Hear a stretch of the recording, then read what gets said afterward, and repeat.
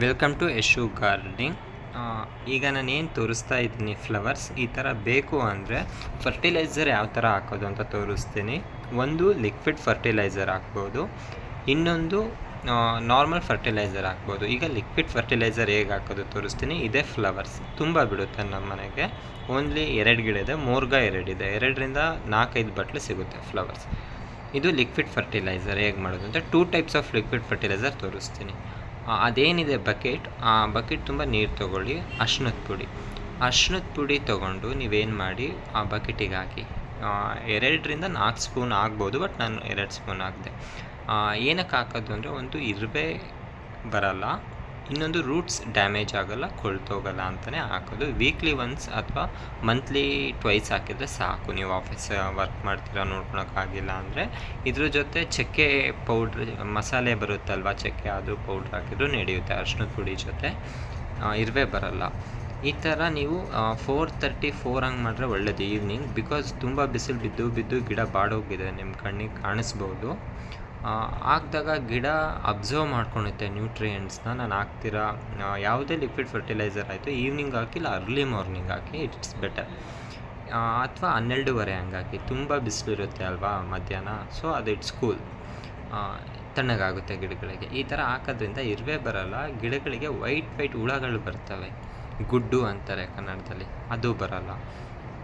ಚಕ್ಕೆ ಪುಡಿ ಹಾಕಿದರೆ ಒಳ್ಳೆಯದು, ಬಟ್ ನನ್ನ ಹತ್ರ ಇರಲಿಲ್ಲ, ಹಾಕಿಲ್ಲ. ಇದು ರೀಪೋರ್ಟ್ ಮಾಡಿದ್ದು, ನಿಮಗೆ ನೆಕ್ಸ್ಟ್ ವಿಡಿಯೋ ಅಪ್ಲೋಡ್ ಮಾಡ್ತೀನಿ.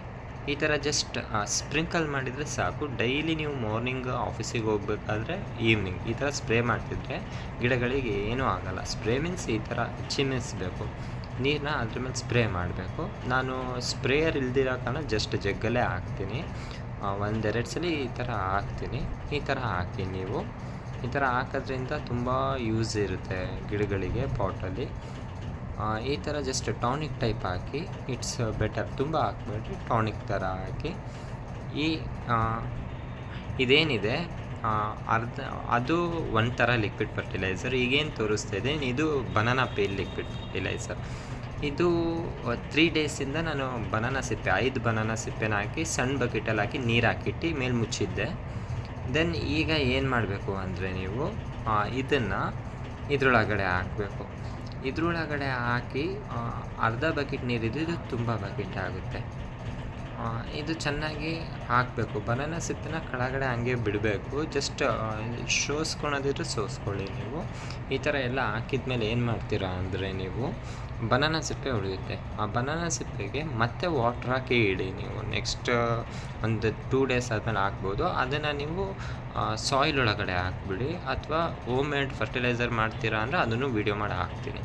ಈಗ ನಾನೇನು ಮಾಡಿದ್ದೆ ಅಲ್ವಾ, ಅರ್ಧ ಇದ್ದಿದ್ದು 3/4 ಬಕೆಟ್ ಡೈಲ್ಯೂಟ್ ಮಾಡಿಕೊಂಡು, ಇದನ್ನು ನೀವು ಏನು ಮಾಡಬೇಕು, ತುಂಬ ಹಾಕಬೇಡಿ ಗಿಡಗಳಿಗೆ. ಇದಕ್ಕೆ ಬೇಕಿದ್ರೆ ನೀವು ಅರಿಶಿಣದ ಪುಡಿ, ದಾಲ್ಚಿನ್ನಿ ಚಕ್ಕೆ ಪುಡಿ ಮತ್ತು ಎಗ್ ಸಿಪ್ಪೆ ಹಾಕ್ಕೊಬೋದು, ಮೊಟ್ಟೆ ಪುಡಿ ಮಾಡಿ.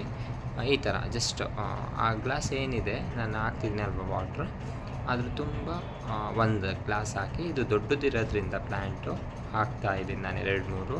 ನೋಡಿ ಇದೆಷ್ಟು ನನಗೂ ದೊಡ್ಡದಾಗಿದೆ. ಫ್ಲವರ್ಸ್ ಇದೆಷ್ಟು ಬಿಡುತ್ತೆ ಅಂದರೆ ನಾನೇ ಜಂಪ್ ಮಾಡಬೇಕಾಯ್ತು ಈ ವಿಡಿಯೋ ಮಾಡಬೇಕಾದ್ರೆ. ತುಂಬ ಬಿಡುತ್ತೆ ಇದು ಫ್ಲವರ್ಸು, ತುಂಬ ಅಂದರೆ ತುಂಬ ಬಿಡುತ್ತೆ.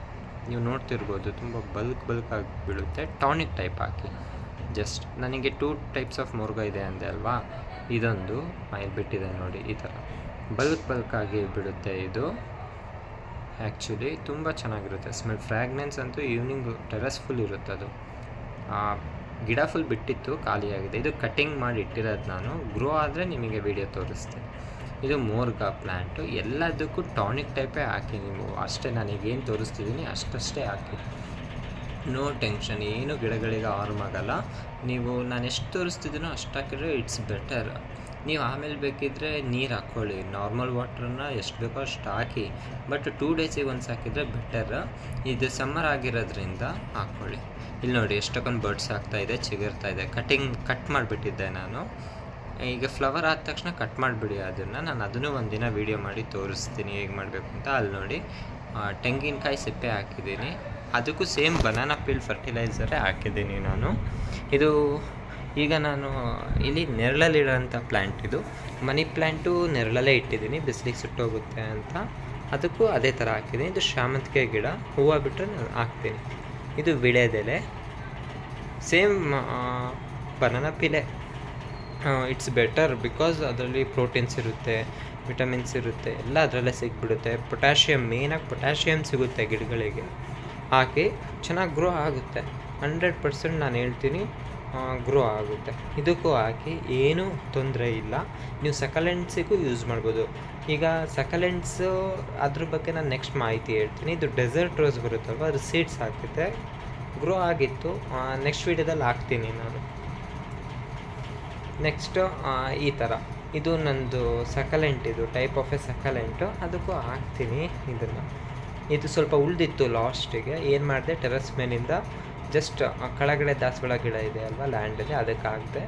ಈ ಥರ ಹಾಕೋದ್ರಿಂದ ಏನಾಗುತ್ತೆ ಅಂದರೆ ಫ್ಲವರ್ಸ್ ನಿಮಗೆ ನೀವು ಎಕ್ಸ್ಪೆಕ್ಟ್ ಮಾಡಲ್ಲ ಅಷ್ಟು ಬಿಡುತ್ತೆ ನೋಡಿ.